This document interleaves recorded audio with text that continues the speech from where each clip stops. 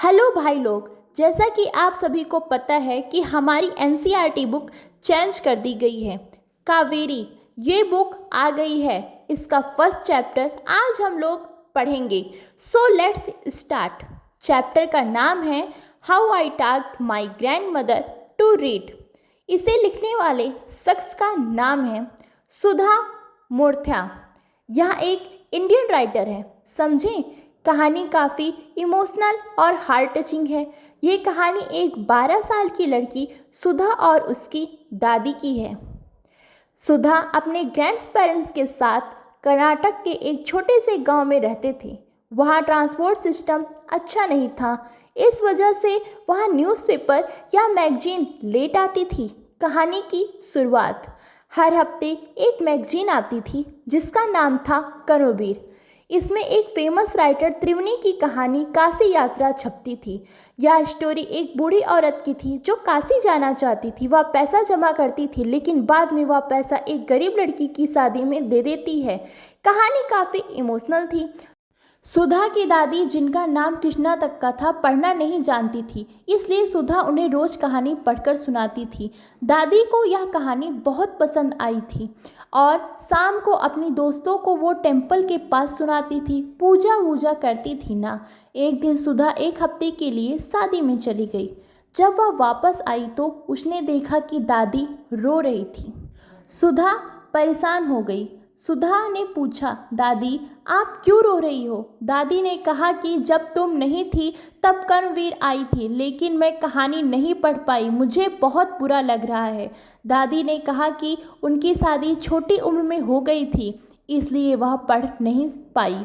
अब उन्हें पछतावा हो रहा है। फिर उन्होंने एक स्ट्रॉन्ग डिसीज़न लिया। उन्होंने सुधा से कहा कि अब उन्हें पढ़ना सिखाए। मैं पढ़ना सीखना चाहती हूँ। उन्होंने कहा कि उसे कन्नड़ सीखना है। उन्होंने सरस्वती पूजा तक पढ़ना सीखने का गोल रखा। सुधा हैरान हो गई क्योंकि दादी की उम्र 62 साल थी। दादी ने बहुत मेहनत की। वह रोज़ प्रैक्टिस करती थी, होमवर्क करती थी और धीरे धीरे पढ़ना सीख गई। उनकी लगन और मेहनत देखकर सुधा बहुत खुश हुई। सरस्वती पूजा के दिन सुधा ने सीक्रेटली काशी यात्रा की पुस्तक खरीदी। दादी ने सुधा को एक गिफ्ट दिया। फिर उन्होंने सुधा के पैर छू लिए। सुधा पूरी तरह हैरान हो गई।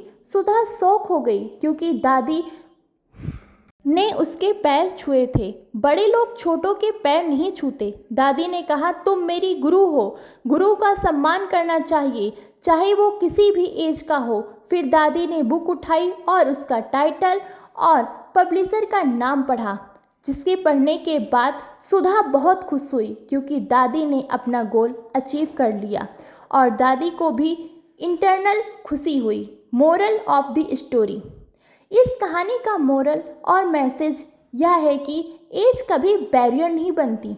लर्निंग के केस में मेहनत और डिटर्मिनेशन से सब पॉसिबल है।